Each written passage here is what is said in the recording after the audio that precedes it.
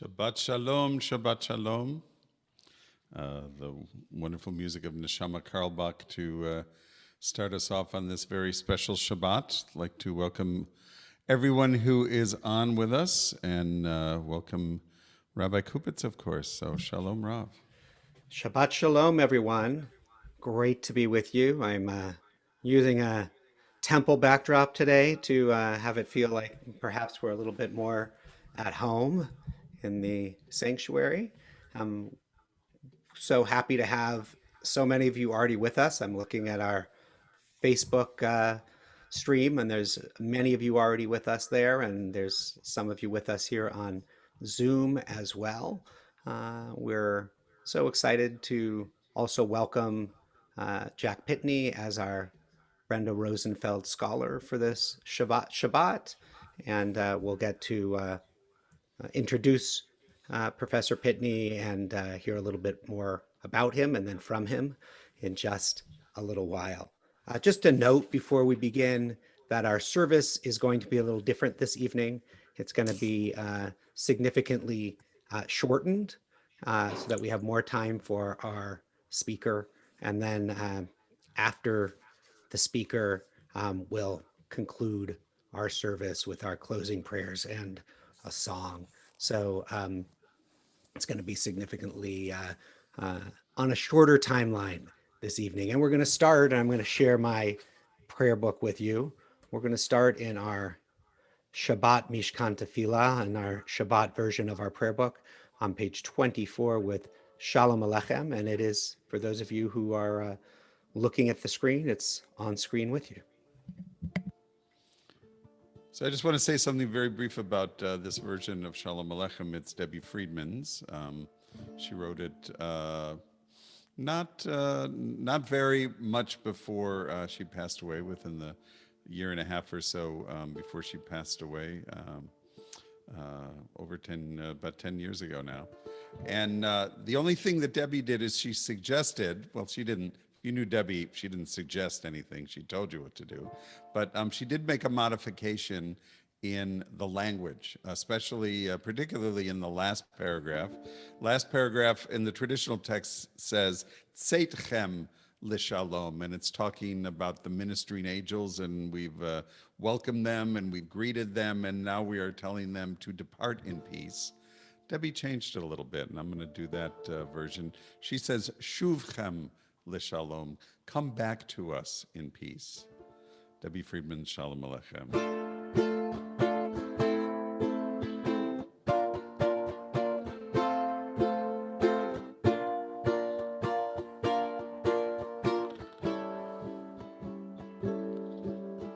Shalom Aleichem, Shalom Aleichem, Malachei Hasharei, Malachei Elyon, Mi Melech, Malchei Hamlachim, HaKadosh, HaKadosh Baruch Hu. Bochem l'shalom, malachei ha'shalom, malachei elyon, mi melech malchei hamlachim, HaKadosh Baruch Hu. Shalom Aleichem, Shalom Aleichem, Malachei Hasharei, Malachei Elyon, Mi Melech, Malchei Hamlachim, HaKadosh, HaKadosh Baruch Hu. Baruchuni l'shalom, malachei hashalom, malachei elyon, mi melech malchei hamlachim, HaKadosh Baruch Hu. Shalom Aleichem, Shalom Aleichem, Malachei Hasharei, Malachei Elyon, Mi Melech, Malchei Hamlachim, HaKadosh, HaKadosh Baruch Hu. Shuvchem l'shalom, malachei hashalom, malachei elyon, mi melech Malchei Amlachim HaKadosh Baruch Hu.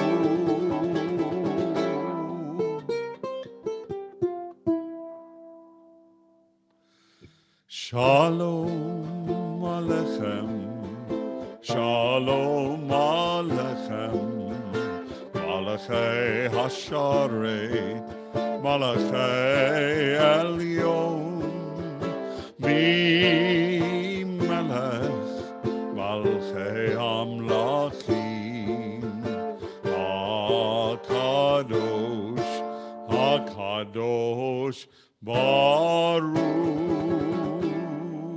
Hu.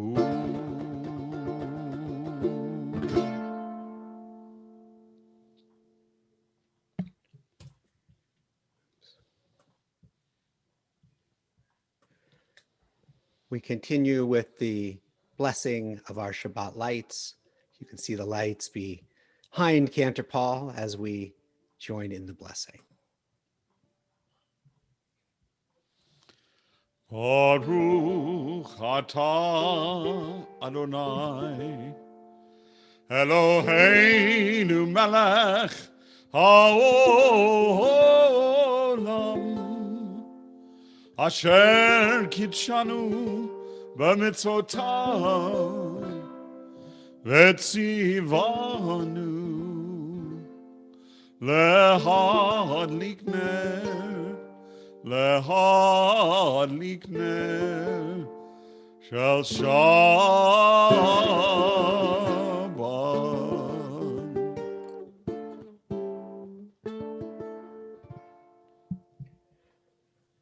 We will continue in a moment with Lecha Dodi on pages 20 and 21.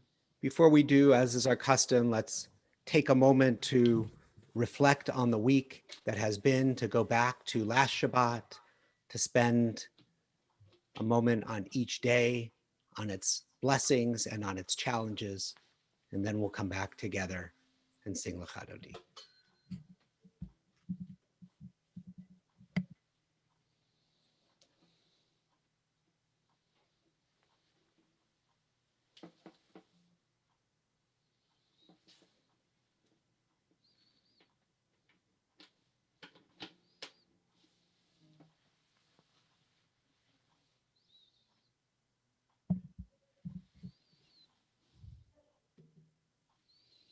We take a deep breath. We'll sing together verses 1, 2, 5, and 9. When you get to verse 9, you can rise and face the doorway to your home to welcome the Shabbat presence into your home and into your heart, or if it's difficult to rise, to turn your chair and toward the direction of your door. Lecha Dodi.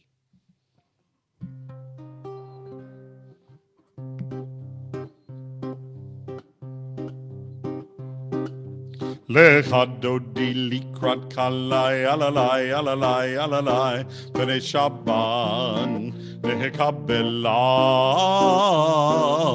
Lecha Dodi likrat kalai alalai alalai alalai b'nei Shabban lehekabela.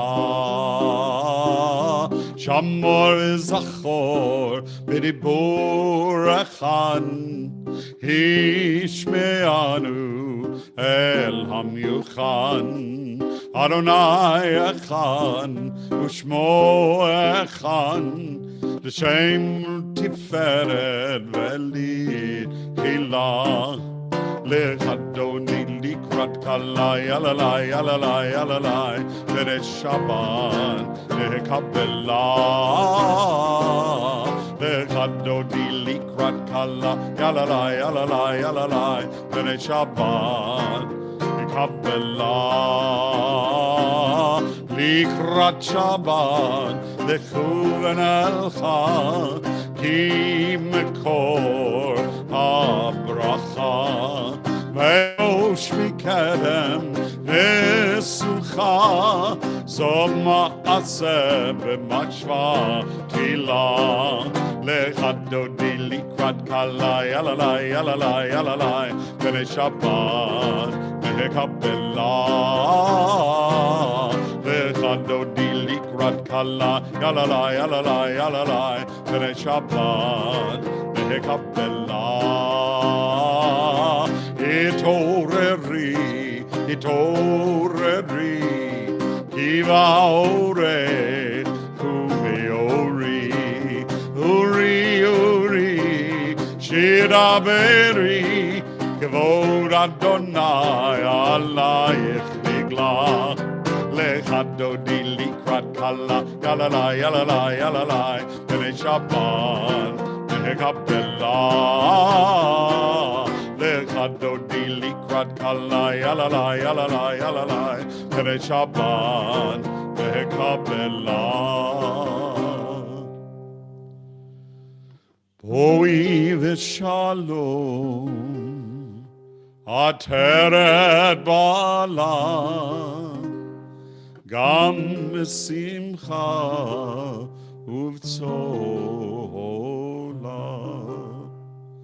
toch amunei am segula, boi chala, boi chala. Lechadoni likrat kalai, alalai, alalai, alalai, B'nai Shabbat, Mehekabela. Lechadoni likrat kalai, alalai, alalai, alalai, B'nai Shabbat, Mehekabela.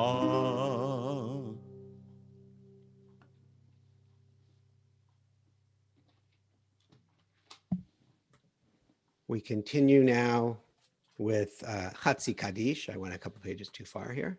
With Chatzi Kaddish on page 26.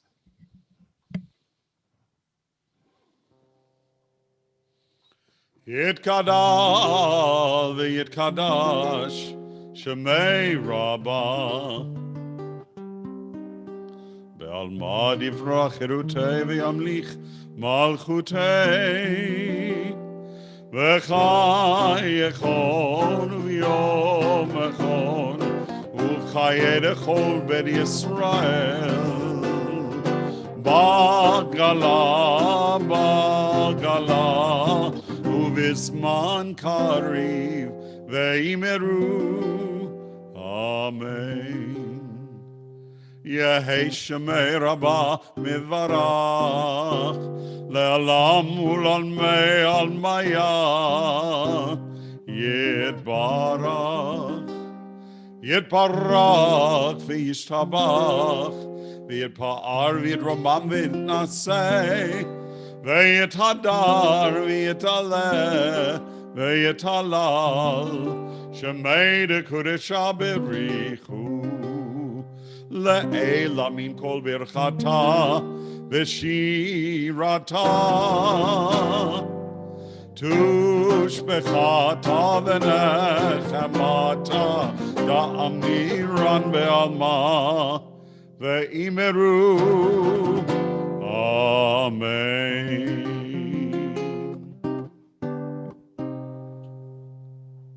We rise in body or in spirit as we continue with Baruch Hu, our call to prayer, page 28.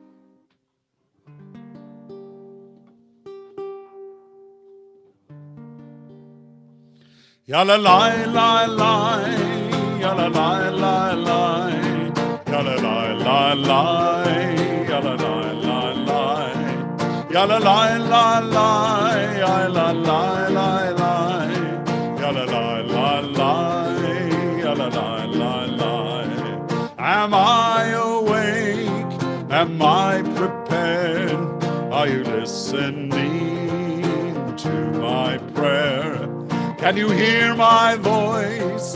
Can you understand? Am I awake? Am I prepared? Baruch Hu et Adonai HaMevorach.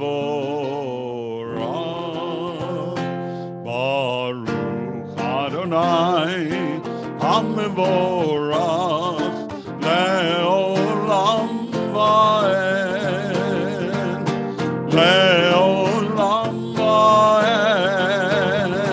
Yalla la la la, yalla la la la, yalla la la la, yalla la la la, yalla la la la, yalla la la la, yalla la la la, la la la.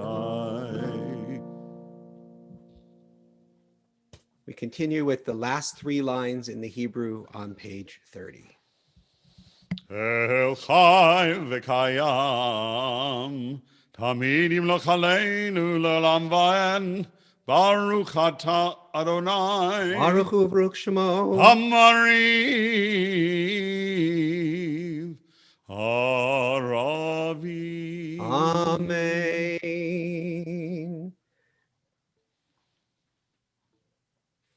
Shema Yisrael, page 34.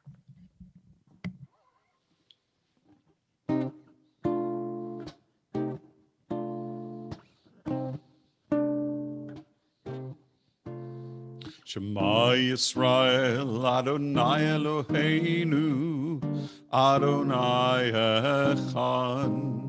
Shema Yisrael, Adonai Eloheinu, Adonai Echad. Shema Yisrael, Adonai Eloheinu, Adonai Echad. Shema Yisrael, Adonai Eloheinu, Adonai Echad. Baruch Shem Kevod Malchuto, Leolam Va'en. Baruch Shem Kevod Malchuto, Leolam Va'en. Shema Yisrael, Adonai Eloheinu, Adonai Echad. Shema Yisrael, Adonai Eloheinu, Adonai Echad. Adonai Echad. Adonai Echad. If you're standing, you may be seated. Page 36, Ve'ahavta. Ve'ahavta et Adonai Elohecha b'chol levavcha u'v'chol nafshecha u'v'chol me'odecha ve'hayu hadvarim ha'ele asher anochi mitzavcha hayom al levavecha v'shinantam levanecha v'dibarta bam v'shivtecha b'veitecha uv'lechtecha v'derech uv'shochbecha uv'kumecha u'kshartam le'ot al yadecha v'hayu letotafot bein einecha uchtavtam al mezuzot beitecha uvisharecha lema'an tizkeru va'asitem et kol mitzvotai v'item kedoshim lelohechem ani Adonai Elohechem asher hotzeiti etchem me'eretz Mitzrayim liot lachem lelohim ani Adonai Elohechem Adonai Elohechem emet. Hamet. Sing the song of men and women joined in understanding and respect. The song of God's miracles, an earth protected and cherished, a gift for our children and the generations to come. The song of a land once ravaged by war, now quiet and content, her soldiers home to leave no more. The song of a world redeemed, the song of peace. I'm going to continue with Vinet Amar, the last paragraph on page 40.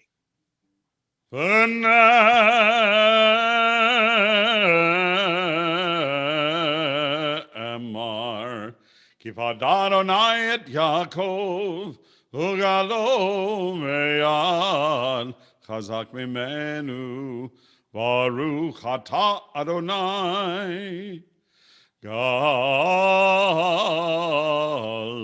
ישראל.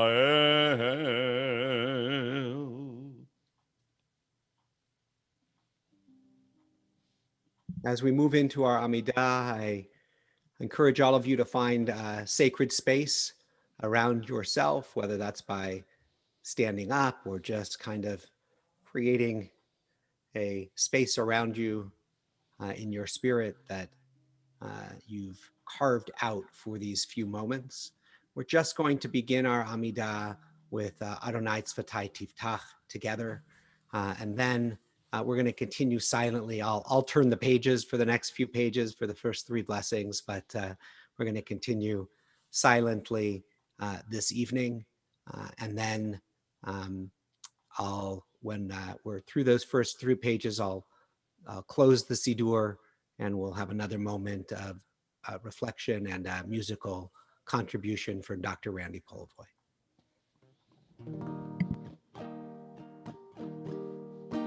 Oh, Sham, oh, Sham, oh, Sham,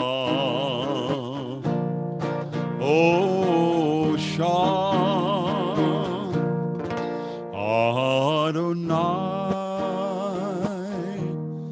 Sephatai Tiftach, Ufi Yagi, Tehilatecha, Adonai, open up my lips, that my mouth may declare your praise.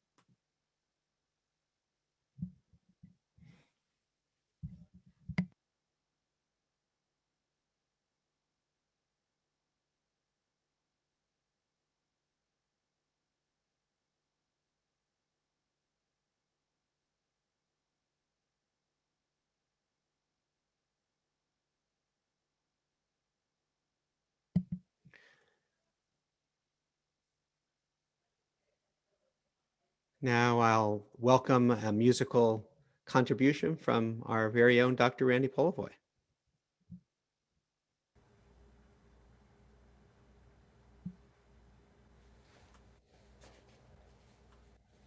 Shabbat Shalom, everybody.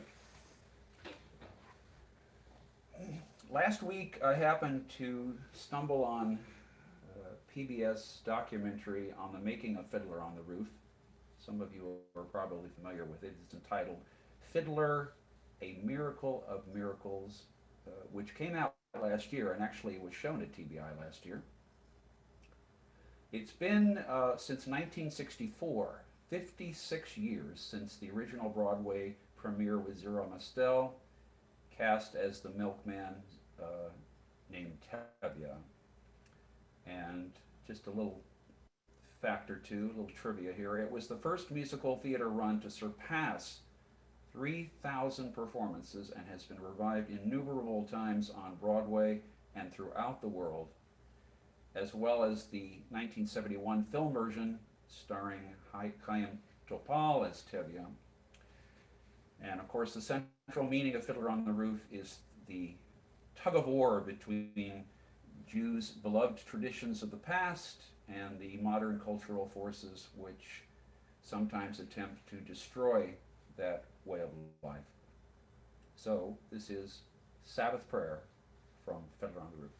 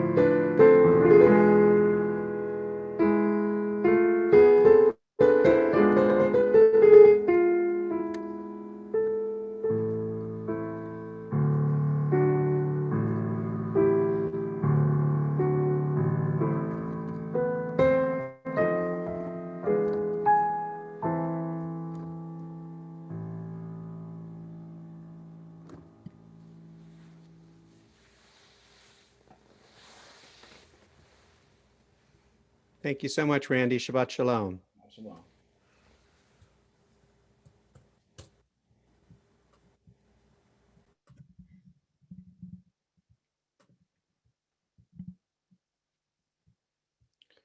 We are going to continue with our prayer for healing, our Misha Berach prayer. While some of the words are here on your prayer book, some of them are not, but many of you have learned them by now. As we hold in our hearts all of those in our lives in need of healing, of body, of mind, or of spirit.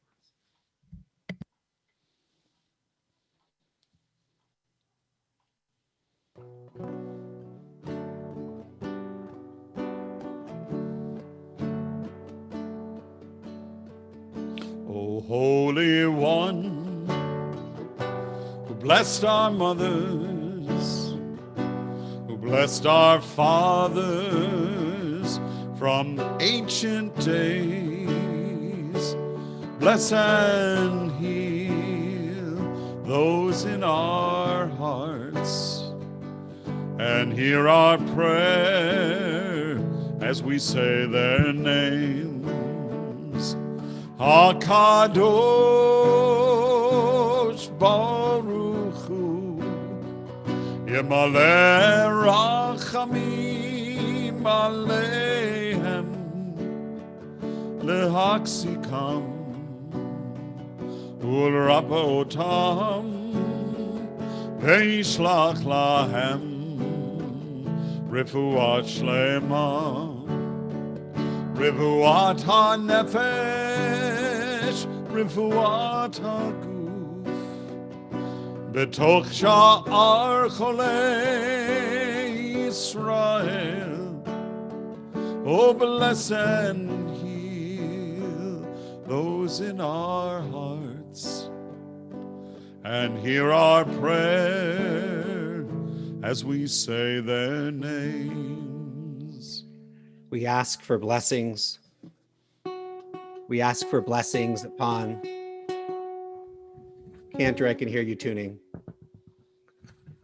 We ask for blessings upon Rebecca Gilman, Bela Pasternak, Hannah Fields Austin, Aaron Goichenberg, Sue Toback, Alicia Goldfarb, Paula Steinbach, Rosalind Wefkowitz, Helen Weinfeld, Gabrielle Silton, Pam Poliakoff, Connie Shapiro, Kathy Blumenfeld, Gloria Austin, Caitlin Antrim, Judith Bosworth, Kathy Brewster, Doug Austin, Stephanie Holland, Mark Goldberg, Maureen Fenton, Jennifer Rudin, Susan Brewer, Charity Razorday, James Stead, Ed Ansell, Marion Snyders, Kimberly Zimmerman, Lori Snyder, Brad Holland, Isley Holland, Jacob McNaughton, Bernie Carmatz, Mike Klein, Beatrice Caden, Meg Silton, Linda Jones, Henry Gerard, Kirby Perkins, Brenda Found Gerard, Serena Postal, Laura Morris, John Hodges, Brian DeSatnik, Nancy Brewster, Cynthia Tolentino, Sarah Cohen, Bobby Kay, Patricia Kramer, Dan Ione, Bonnie Stead,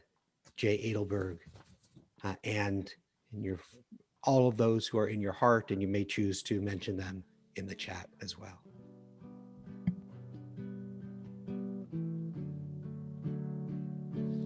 HaKadosh Baruch Hu, Yemale Rachamim Aleihem. Oh, bless and heal those in our hearts, and hear our prayer as we say their names.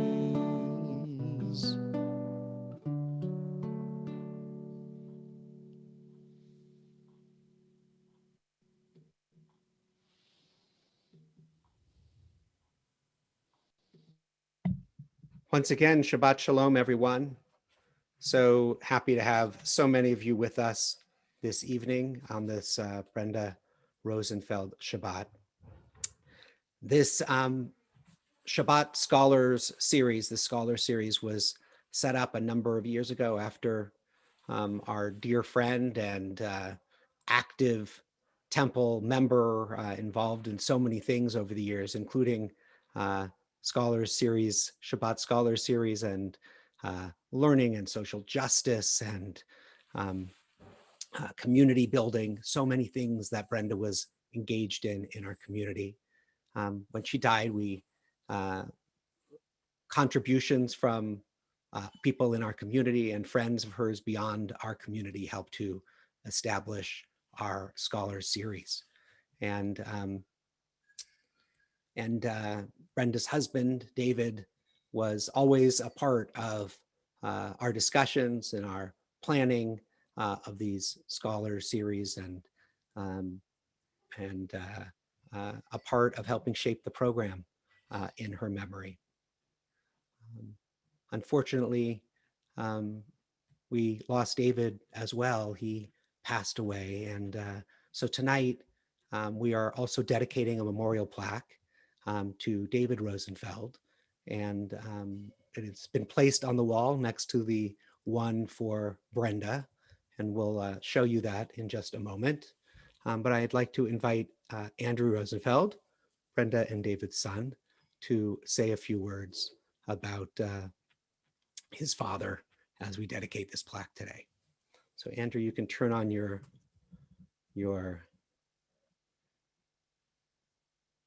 camera. Wait, what happened to Andrew? I thought he was on here. Oh, let me promote you, Andrew. Somehow you got into the wrong category here. And then,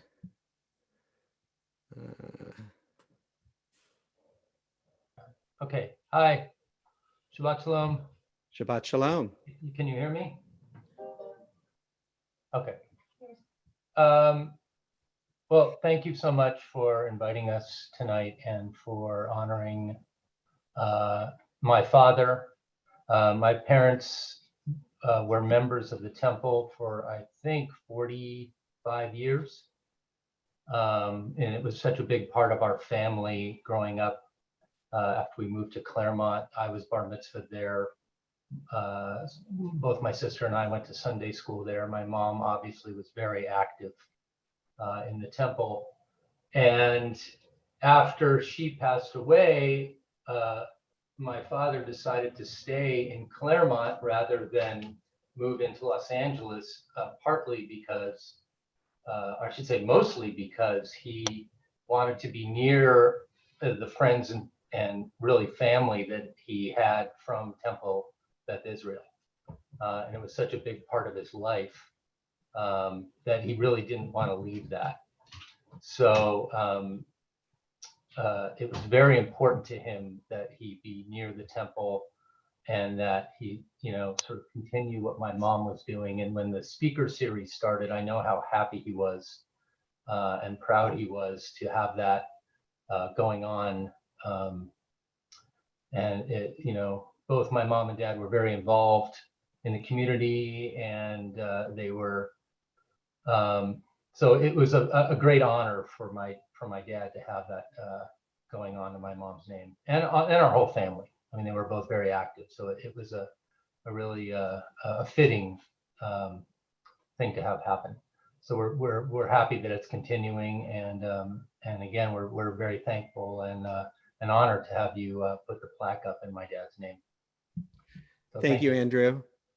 And I'm going to just put it up on the screen here for a moment so that people can see. This is a picture of the plaque as it is on the wall next to the plaque of in memory of Brenda. And I know that both of their memories are such a deep blessing to our community. And I know to me personally, people who I just loved and who were wonderful, wonderful mensches and contributors to our community. And we look forward to continuing to honor them through our deeds and our actions and sustaining their memory in the years to come. Yes, thank you. Thank you. They look good. It's beautiful. Thank you.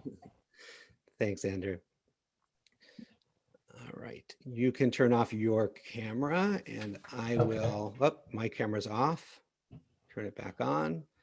All right, and now I would like to invite Gary Gilbert. Everything's a little more awkward on Zoom, so I apologize for that, but I would like to invite Gary Gilbert to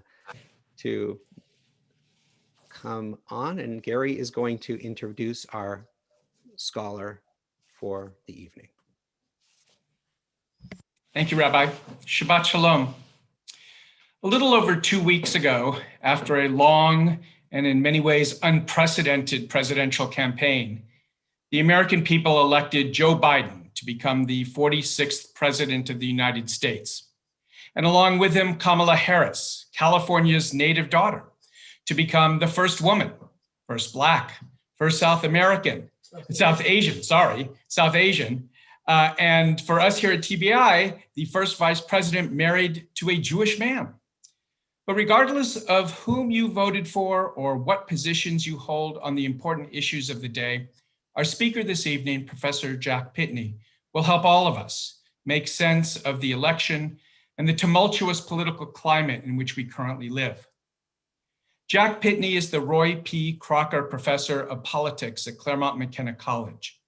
For the past 32 years, Jack has been one of the college's most respected teacher scholars. Outside of Claremont, he has become an insightful and widely sought after commentator on American politics, with frequent appearances in local and national news outlets.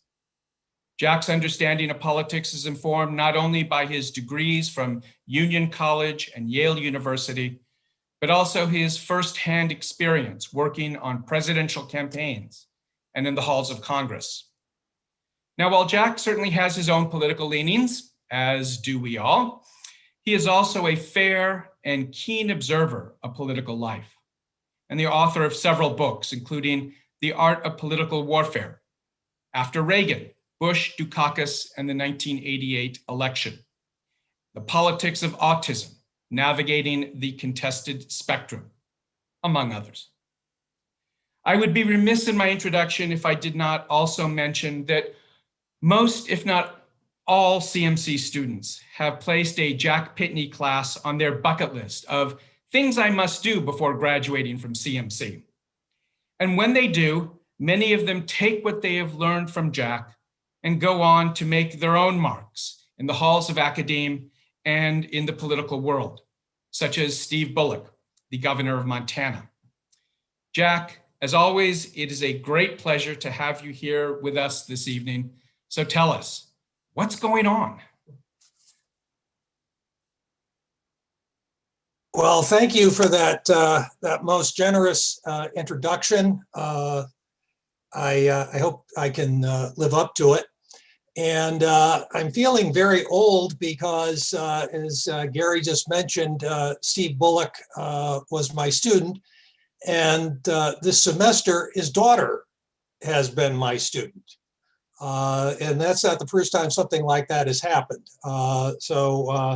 One feels the years go by, sunrise, sunset, to quote a line from Fiddler on the Roof. I'd like to begin by, see if I can share the screen here, talking about the historical context of the election. Was this a big victory or was it a narrow victory? Was it a squeaker? Well, you can argue it either way. On the one hand, another Fiddler on the Roof reference there, Biden won 306 electoral votes. Exactly, I mean, this is strange, exactly the same number that Trump got 4 years ago. Now, he lost a couple of faithless electors, but on election night, he got 306 electoral votes. And Trump was saying 4 years ago what a huge landslide it was. And I got some attention for some research I did. And historically, no, it was not a landslide. It was at the lower end of winning margins in the Electoral College. So it wasn't a landslide for Donald Trump 4 years ago, and it's not a blowout landslide for Joe Biden in this election. And to his credit, Joe Biden hasn't claimed that it is a huge landslide. So what are some other ways you could look at it? Well, in other ways, it looks a lot more impressive. Take the raw popular vote. We had enormous turnout this year, record turnout, and Biden's raw number of votes, 79.8 million as of today, and they're still counting. That number is going to change a little bit in the next week or two. The largest in history, ever. His popular vote percentage. Well, on the one hand, 51% doesn't sound like a huge margin, just barely a majority, but it was the highest percentage for a challenger since Franklin Delano Roosevelt in 1952.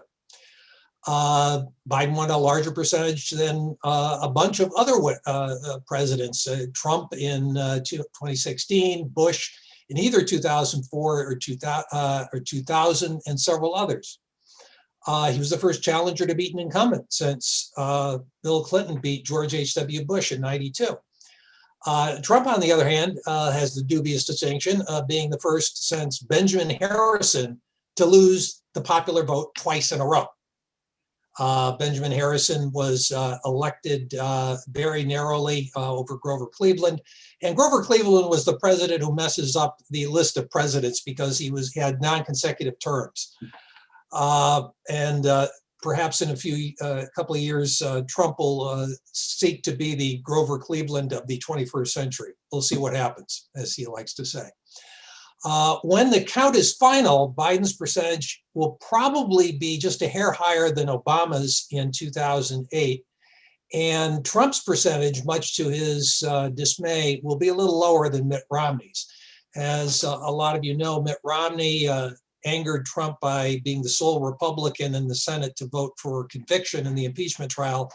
And he had a very strong statement yesterday saying that there was no basis for claims of election fraud. And so if he finishes behind Mitt Romney's percentage in the 2012 election, Trump is not going to be very happy. Well, you know, enough of how big it is or small it was. How did it happen? Well, one answer to this, if you look at the graph here, is Trump's approval rating. This is unique among presidents, at least since we've measured public opinion in the 1930s. This is an average of polls, and from the beginning, Trump has always been underwater. He has never, ever, ever had, since the early days of administration, had majority approval, ever. And he never even tried for it. This was the base president, and he catered to his base. He figured that would be sufficient for him to win. It wasn't. It wasn't enough for him to get even 50% approval in the average of the polls. And presidents in that situation tend to have trouble. Now, what's unusual about Trump is that other presidents have been lower in approval. Other presidents have been a lot higher, but there have been ups and downs. If you remember George H.W. Bush, defeated by Bill Clinton in 1992. After Desert Storm in 1991, he had some of the highest approval ratings ever recorded. George W. Bush also had very high approval ratings in the aftermath of 9/11. Those ratings went down, obviously, a couple of years later for things we're all familiar with. But Trump has constantly been way below 50%. So that's one reason he was never going to win in a landslide with so many Americans against him. But as of late February, 2/3 of Americans thought he was going to win re-election. 2/3. How come? One word: economy. The economy had been growing from the beginning of his administration. He took credit for it. Mind you, the Obama forces would say, hey, whoa, whoa, whoa. The economy started growing under Barack Obama. He inherited a growing economy, which is true. But politically, presidents always benefit from the state of the economy as it is. And you can have an argument over, you know, who's responsible for it. The thing is, he had a growing economy. Unemployment was really low. People were making lots of money. And in situations like that, presidents tend to win. And that's why 2/3 of Americans thought, even though his approval rating was low, in the end, Trump was going to win. And that's the way it looked in in February. He had just beaten impeachment. He had been impeached in the House, but except for Mitt Romney, no other Republicans voted to convict. And he was free and clear. And he thought, hey, I beat impeachment. You know, what else is there? And the answer is 3 things were about to happen. And these made all the difference. Number one, obviously, COVID. At the beginning, Trump had a little bounce. People tend to rally around the flag in times of crisis, and Trump wasn't any exception. You know, there was controversy right from the beginning, but a lot of Americans were willing to give him a chance. And he made some statements at the beginning that suggested he might be treating this like a normal president would. He said, we're all in this together, let's unify. That didn't last very long. And the Trump we all knew came out, and he did a lot of things that weren't terribly helpful to his own cause. And so you can see here at the beginning, after he declares a national emergency, his approval rating's kind of high. And then he presses for reopening, even though public opinion was a lot more leery of it. And then obviously you heard We all know that he talked about the efficacy of bleach, hydroxychloroquine, and all the things we could spend several hours talking about. This is not something that worked to his benefit. And so throughout the crisis, his numbers on COVID were low. That was a big weight on his presidency. And right now, we're of course in the midst of a tremendous upswing in COVID, and I'm afraid his record is not going to look very good. But the economy is a little more mixed. As we know, at the beginning of the crisis, the unemployment rate spiked. And a lot of people were worried that this might be the beginning of another Great Recession, or even worse. Economists were saying, well, maybe the unemployment is going to hit 20%. Well, it was pretty high. It hit about 15%. It surprised a lot of people, though, by then going down. So the question was, going into the election, were people going to judge Trump by comparing the state of the economy as it was before the pandemic, or were they going to judge him by the decline in unemployment and the recovery of the economy since the pandemic began? And that was never really very clear. His grades on the economy were not as bad as one might expect. So the economy tended to be something that was not as much of an asset as he had hoped at the beginning, but it wasn't a liability that some Democrats thought it might be. And so that's why a big reason why he was still in the hunt throughout the campaign. Again, the economy took a big hit, but some Americans were willing to give him the benefit of the doubt, given the intensity of the problem that he faced. Then there was civil unrest.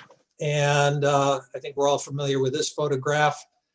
After the murder of George Floyd, we saw unrest throughout the country. And Trump decided that in Lafayette Park outside the White House, he was going to have a show of force.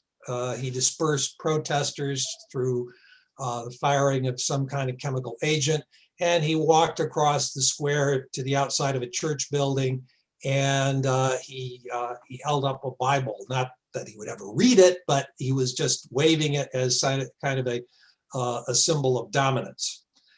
Polls indicated that didn't work well for him. Americans strongly disapproved of the way he conducted himself throughout this entire crisis. Now, what happened?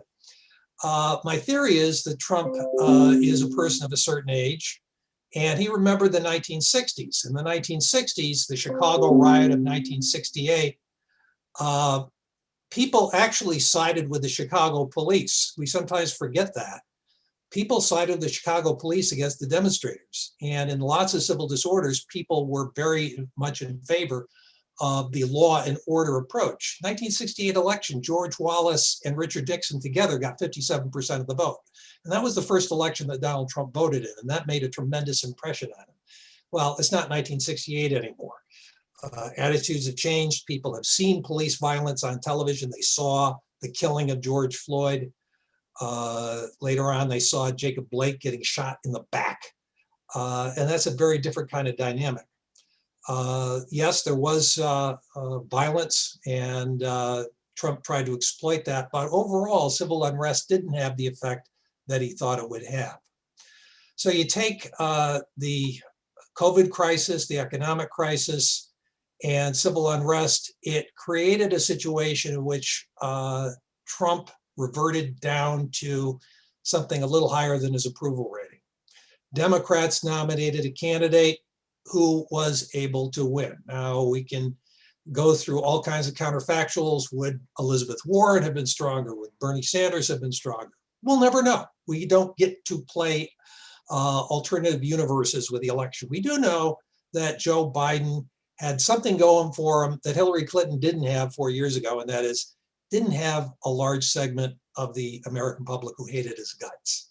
There were people who disagreed with him on the issues, people who thought he was maybe he lost a step or two. But 4 years ago, a lot of people really, really hated Hillary Clinton's guts. And that's something that worked to Trump's benefit. That asset was not available to him in 2020. Important caveat here. This was a repudiation of Donald Trump. It was not, as a lot of progressives hoped, a repudiation of the Republican Party. Democrats were expected to win control of the Senate. That hasn't happened yet. There's an outside chance, could happen, that they could pick up 2 seats in Georgia in a few weeks. At that point, Vice President Harris will cast the tie-breaking vote. Democrats control the Senate. Wouldn't bet my kids' tuition on that, but it could happen. We'll see on January 5th. The biggest surprise, perhaps, was that Democrats actually lost seats in the House of Representatives. They were expected to gain. Instead, they lost. What happened there? Number one, the distribution of votes doesn't work to the Democrats' advantage because Democratic votes tend to be highly concentrated in major urban areas where there are a lot of wasted votes. Democrats win by 80–90% of the vote in some places, whereas Republicans tend to win by much more modest margins. The Republican vote is more efficiently distributed, so to speak. As I tell my students, you could fire a cannon down Wilshire Boulevard and not hit a Republican. So that would be one example of the phenomenon. But this time in particular, Republicans were really smart about candidate recruitment. They've been saying, people have been telling them for years, you have to show a face that looks more like America. And they took the advice. They ran a large number of women candidates, number of Latinos, some African Americans, and guess what? Some of them won. In fact, all House Democratic losses have been to women, Latinos, Asian Americans, African American. Burgess Owens, former NFL football player in Utah. They held on apparently to a seat they had very close to here, Mike Garcia. They ran good candidates. Guess what? You run good candidates, you do better in elections. And they positioned themselves very well for the next decade because they held on to their gains in state legislatures, and the state legislatures in many places are going to draw the district lines for themselves and for the House. So bottom line, there's something for everybody. If you're a Democrat, you can be very happy that Donald Trump, for all the things he's doing right now, is going to be an ex-president very soon. Joe Biden and Kamala Harris are going to enter power. If you're a Republican, you can look at Capitol Hill. Republicans did really well in the House elections, could very well take a majority in the House in 2 years, and they did fine in the Senate. So it's a something for everybody election. And with that, I yield the floor for questions. All right. Thank you, Professor Pitney. What I'm going to ask for people is if you're on Facebook and you have a question, you can put it in the chat. If you're with us on Zoom, there's actually a button on your screen that says Q&A, and you can push that and you can ask a question. I'm going to ask a question to start, Professor Pitney. And I'm going to ask that people write their questions. So there's not a way, just so everybody knows, even if you're on Zoom, I'm not going to invite you on to ask it. Please write your questions either in the Q&A on Zoom or in the chat on Facebook. The first question I would ask is, looking forward to the next 4 years or even to midterms or even a little longer, what do you see as some of the trends in American politics and in the two political parties? Well, one trend that Democrats had pinned their hopes on is demographic change. California has been a majority-minority state for some time. Orange County has long been majority-minority. It surprises people from outside the state whose only knowledge is from the OC. However, Democrats got an unpleasant surprise when they found large swatches of Hispanic voters were voting for Trump. Trump did very well in some areas of Texas that are predominantly Hispanic. Trump did extremely well in Florida, probably the reason he carried Florida, not only among Cuban Americans who have been anti-Castro, anti-communist, but also Venezuelan Americans, which will become a substantial voting bloc in Florida. In California, Republicans did a very smart thing in Orange County, running a couple of Korean American women who were extremely well qualified, and they won. So the demographic shift that a lot of people have talked about isn't necessarily going to have the immense political benefit to the Democrats that a lot of people had predicted. A lot of people who are Hispanic or Asian or to a lesser degree African American are going to support conservative policies. And that presents an opportunity for Republicans. But having worked as a staffer for Republicans, I can tell you Republicans never miss an opportunity to miss an opportunity. There is a large and disturbingly large faction in the Republican Party that can charitably be described as nuts. That is the QAnon theory. The followers have elected members to Congress. You can see this playing out now. A lot of Republicans are supporting theories about the election that are totally unrelated to any factual evidence. This could be an increasing problem for Republicans going on in the future. Next 4 years, after we get past the pandemic, the big problem for the Biden administration, and would be for any administration, will be the economy and the federal debt. Federal debt is now north of 100% of gross domestic product.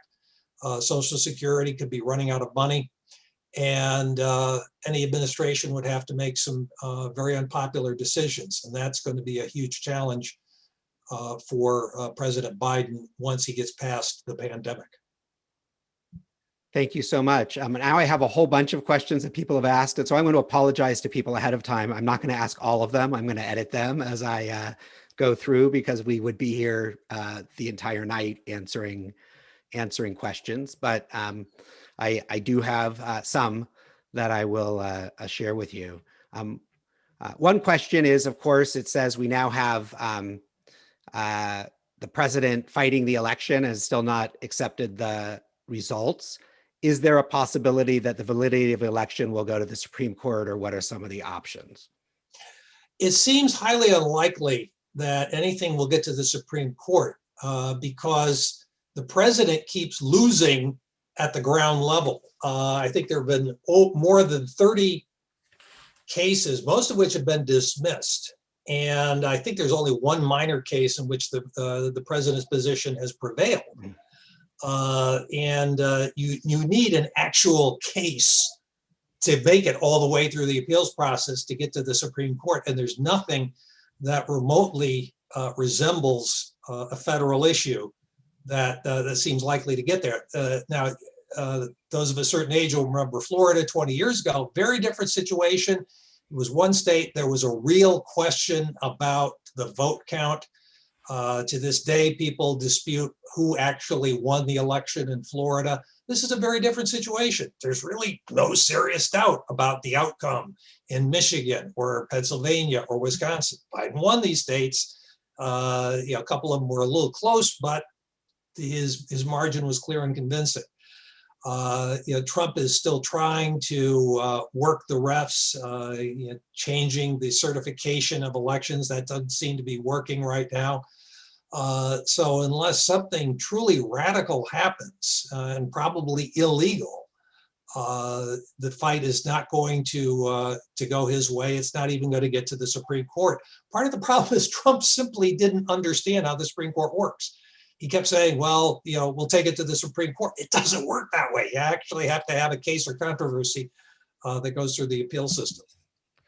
We had a question from a young adult in our congregation who just was talking about, it took a long time after the Civil War for our country to heal and be less divided in that sense. But the question now is, what's it going to take? How long, and what's it going to take? What steps can our leaders take to achieve some healing in our country? We live in an incredibly polarized, divisive time. Yeah, first the bad news. Joe Biden is not magically going to heal the country. The polls indicate that a very substantial fraction of Republicans think that he committed fraud in the election. There's no evidence for that. I say this as somebody who worked at the Republican National Committee. But there's an echo chamber, Fox News, Newsmax, familiar with the outlets, that reinforces this point of view. And there's a lot of hostility on the other side of the spectrum as well. It's not going to go away. But Biden can do something very important, not make it worse. The problem that Trump had since 2017, he has made it worse with the insults, with the attacks. Biden's not going to do that. He's going to make policy decisions that people disagree with. Going to have debate about that for sure. And up to a point, that's a healthy thing.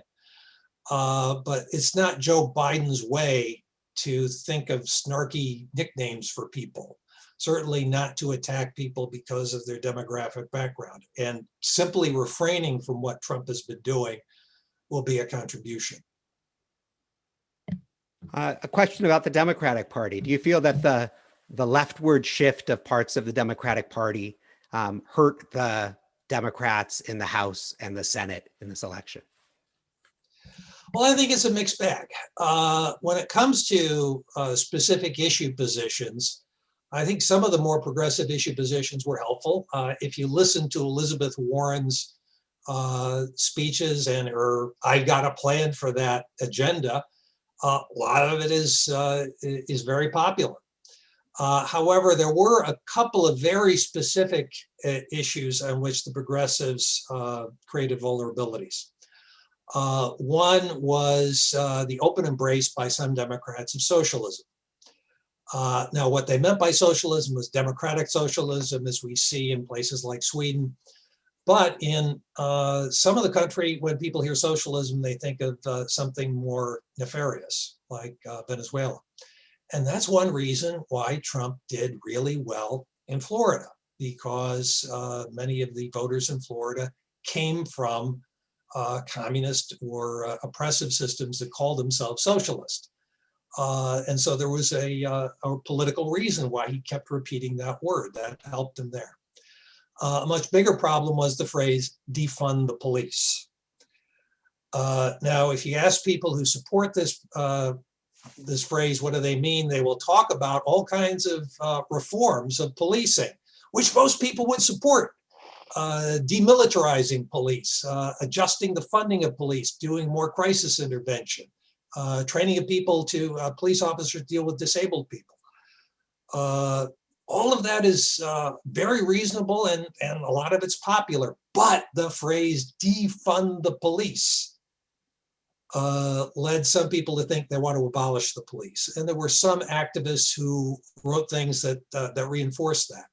That was tremendously damaging. So the takeaway is, it's not just important to have reasonable positions, you also have to sound reasonable.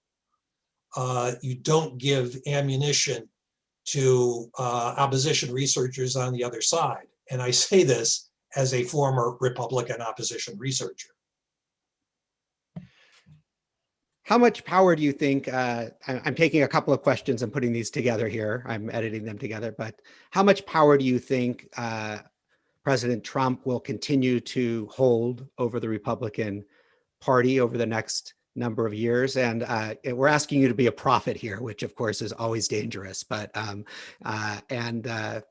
you think we'll see him on the ballot in 4 years? I think it's entirely possible if his health holds up and he doesn't end up in prison. I don't say that facetiously. He indeed faces the very strong possibility of criminal prosecution. Remember, in the Michael Cohen case, he was individual one. He directed the crimes for which Michael Cohen went to prison. So he has criminal liability right there. There are reports that that New York State prosecutors, the Attorney General and District Attorney of Manhattan, are investigating him for tax fraud. and who knows what other issues may lie in the future. But one can also see Trump leveraging those legal actions to claim victimhood. And he will find an audience for that message among a large swath of Republicans. And as far as the future of the Republican Party goes, that freezes in place a lot of Republicans who might be able to take the party in a somewhat different direction. Such as Nikki Haley, former governor of South Carolina, served as Trump's ambassador to the UN. In the past couple of years, she has articulated a pro-Trump message, but if you look at her record, this is the person who took down the Confederate flag from the state capitol.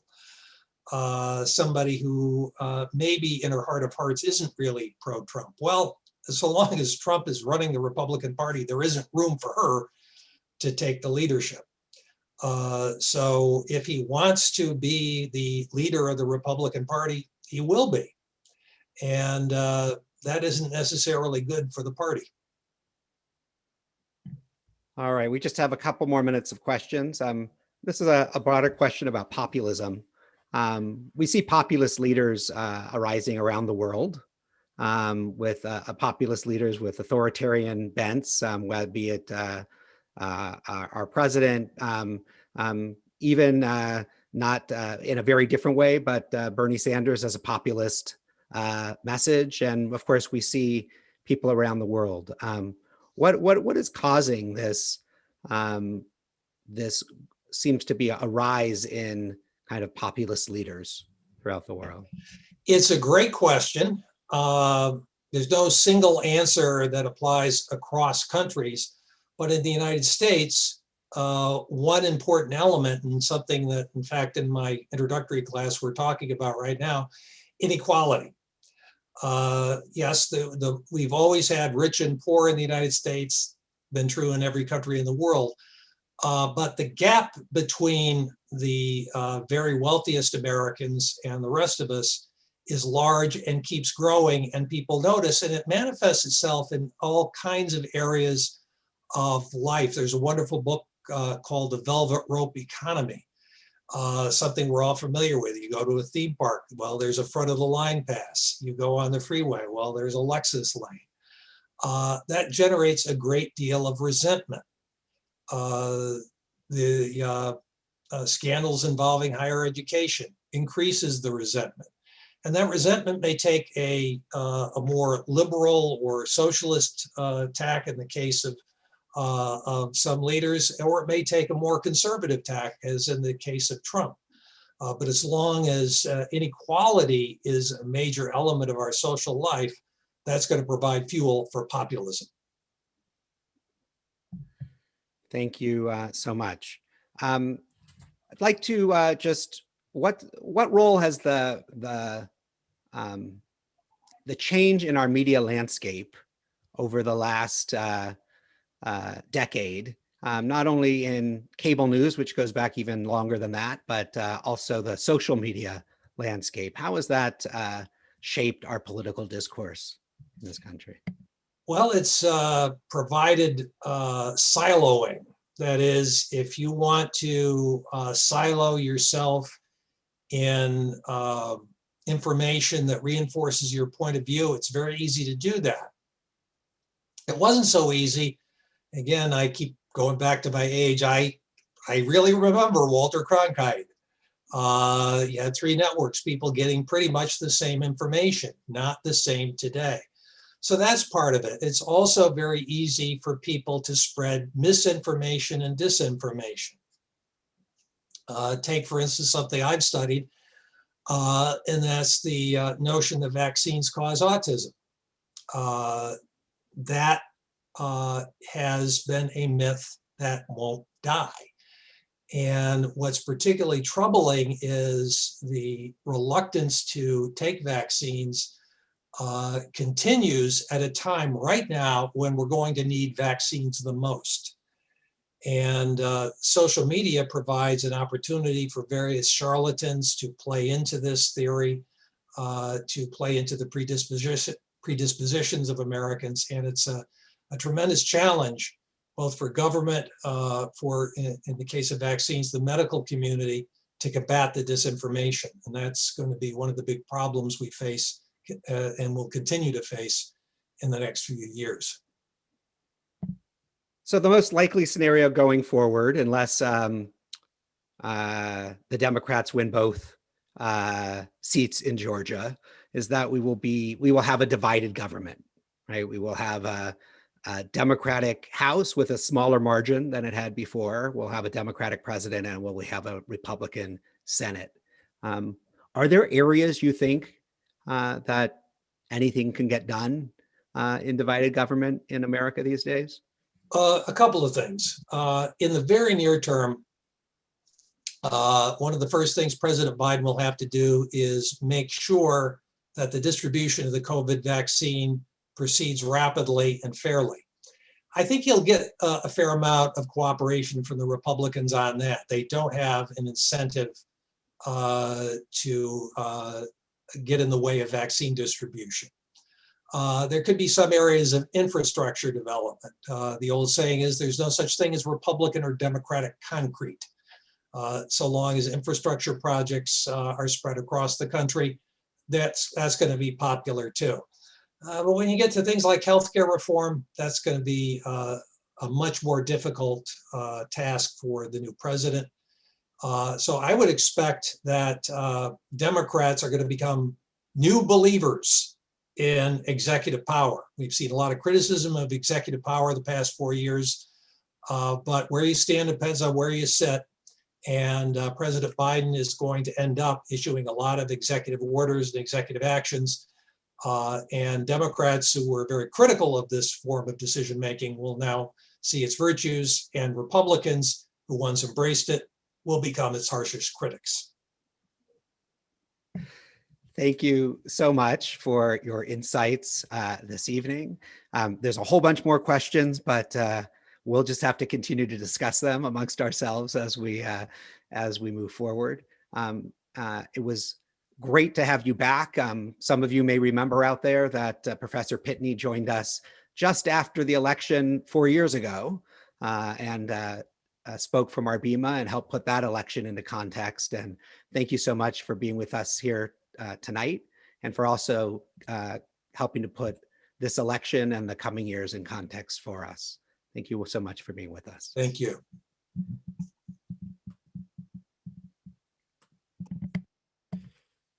We are now going to move toward the conclusion of our service.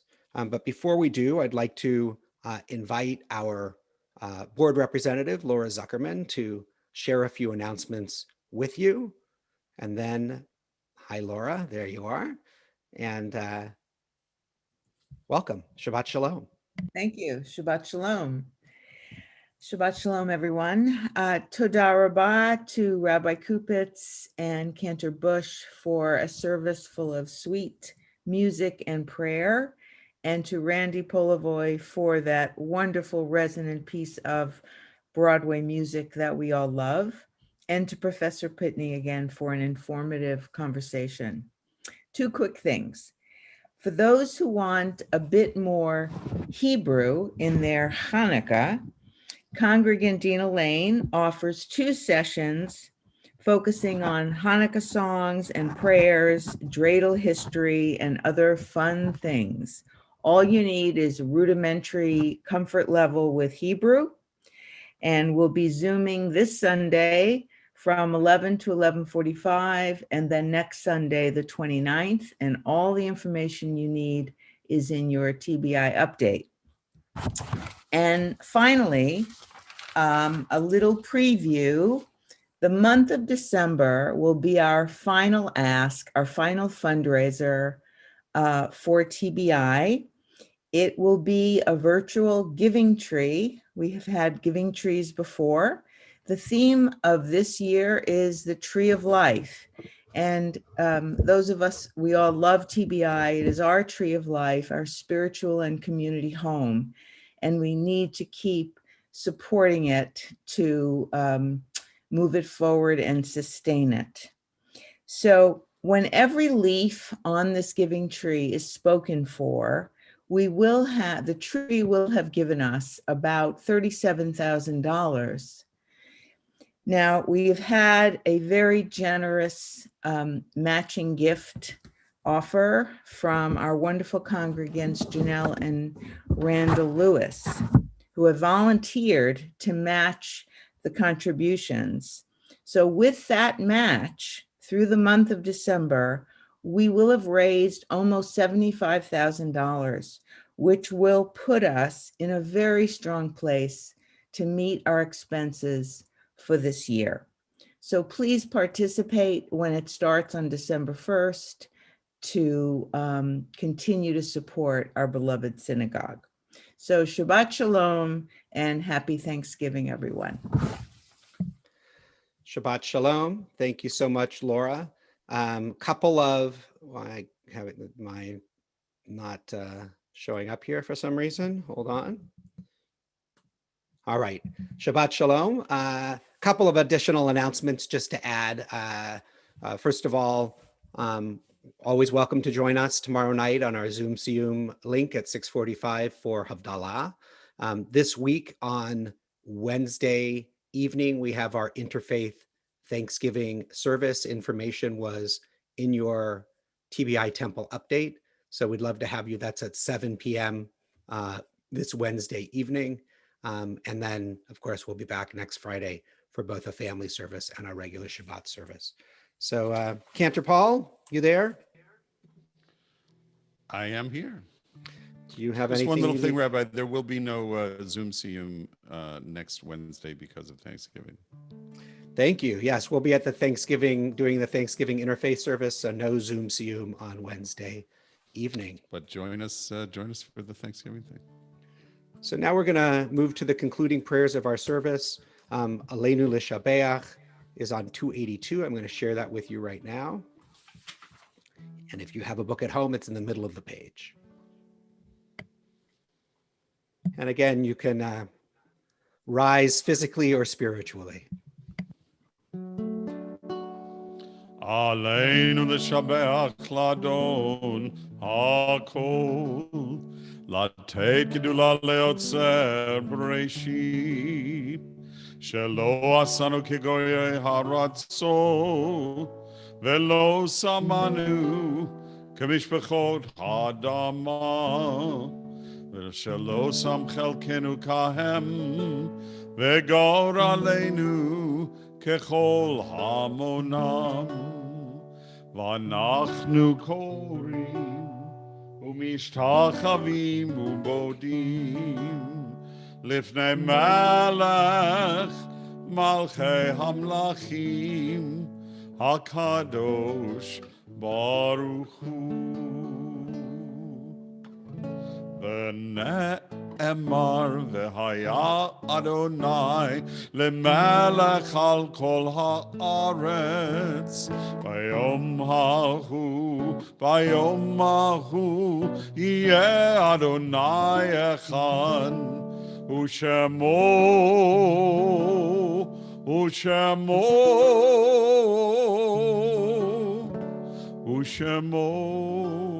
אחד.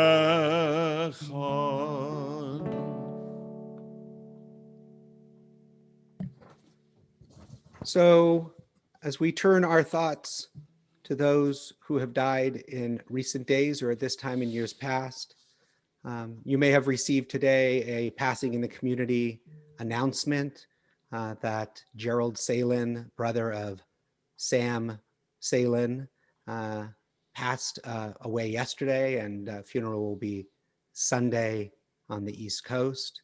So our condolences and our love is with the Salin family.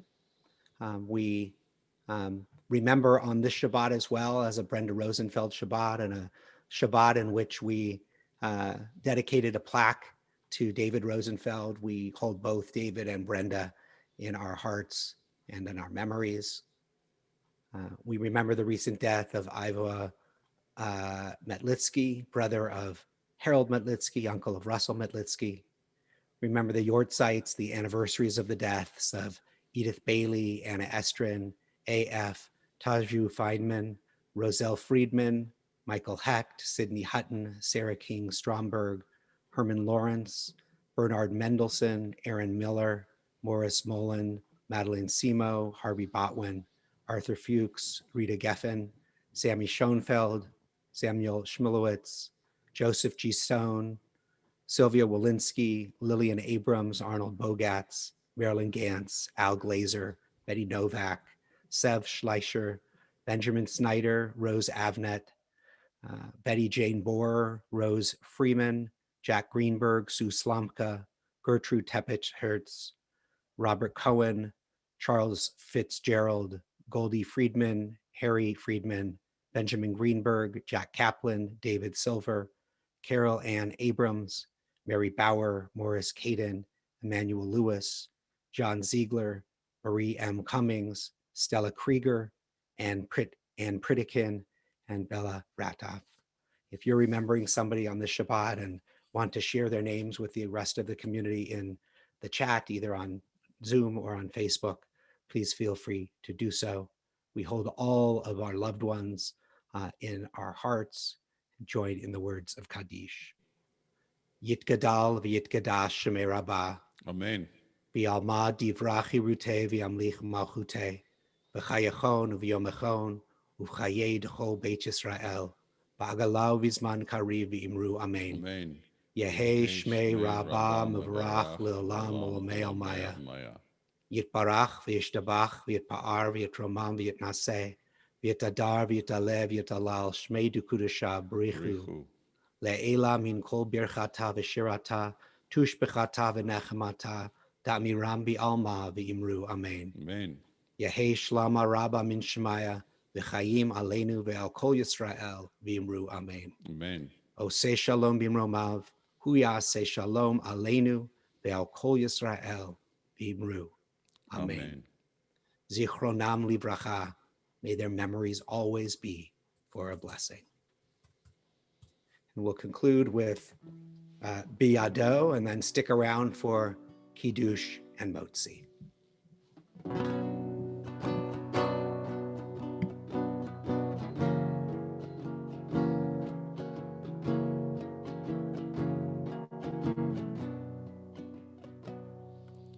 Beyado of Kidruchi, Eini Shan ve'a'ira, Ve'imruchi geviati,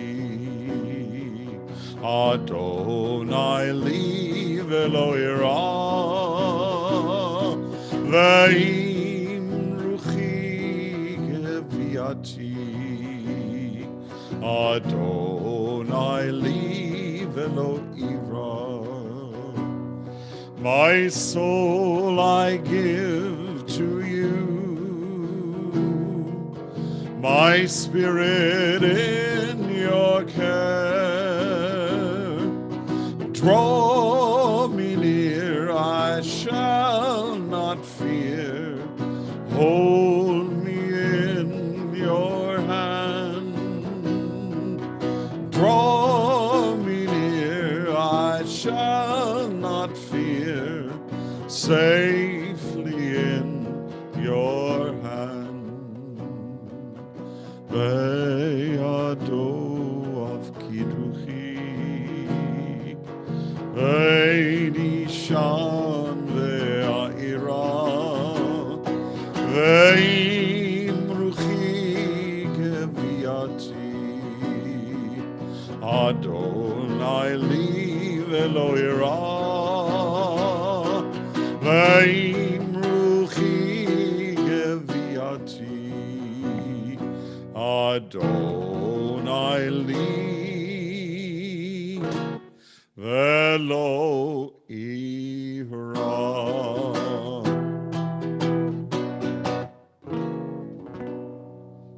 If you have a cup of juice or wine around, I invite you to grab it so that you can join us for Kiddush.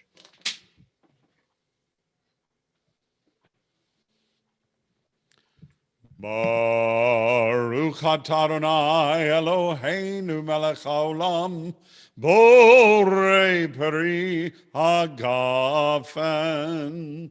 Baruch atah Adonai Eloheinu melech haolam asher kitshanu b'mitzvotav v'ratzavanu v'shabbat kodsho v'ahava uratzon hinchilanu zikaron lema'aseh v'reishit ki hu yom techila lemikrai kodesh zechar letziat Mitzrayim.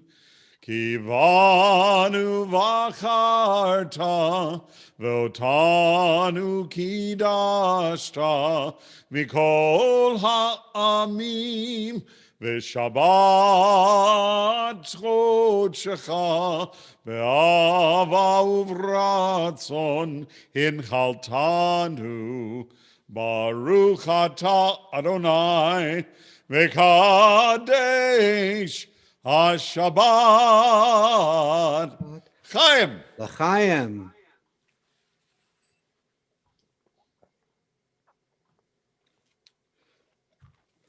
And if you have a challah, and thank you today, this challah was a temple delivery challah today. This week and next week, we're also delivering along with our challahs, Hanukkah candles and things like that. So trying to bring a little joy of Hanukkah as well as a little Shabbat joy into all of your homes. So thank you again to our challah delivery crew for really helping sweeten our lives during these last number of months. Baruch atah Adonai Eloheinu melech haolam hamotzi lechem min haaretz. Shabbat shalom. Shabbat shalom, everyone. Thanks so much for being with us. It was great to all be here together and share this Shabbat. Lehitraot. We'll see you all soon. Shabbat shalom.